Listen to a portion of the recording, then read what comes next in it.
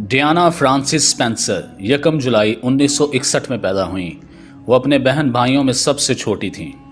والدین کے درمیان طلاق کے بعد وہ کبھی اپنے ماں کے پاس اور کبھی اپنے والد کے پاس رہتی رہیں۔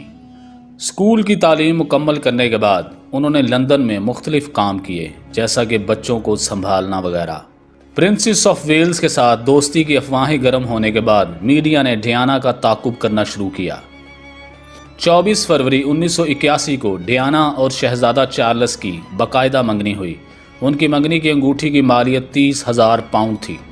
29 جولائی 1981 کو لندن کے سینٹ پال کیتھیڈرل میں شہزادی ڈیانا اور شہزادہ چارلس کی شادی ہوئی۔ دنیا بھر میں لاکھوں افراد نے ان کی شادی کے مناظر اپنے ٹیلی ویژن سکرینوں پر دیکھے، جبکہ چرچ سے محل تک راستے میں 6 لاکھ افراد سڑک کے کنارے کھڑے تھے۔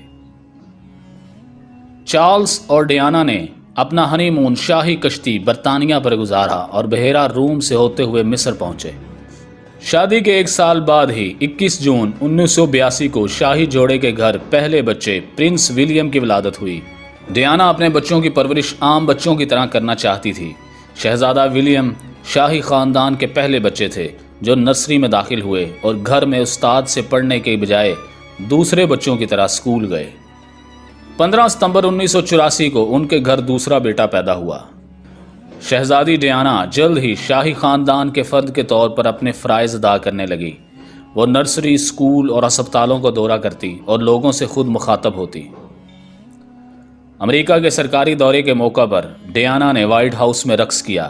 شاہی خاندان کا حصہ بننے سے قبل ہی اس کے ملبوسات عوام کی توجہ کا مرکز رہے تھے۔ فلاحی سرگرمیوں میں شہزادی کی دلچسپی سے ان کی مقبولیت میں اضافہ ہوا۔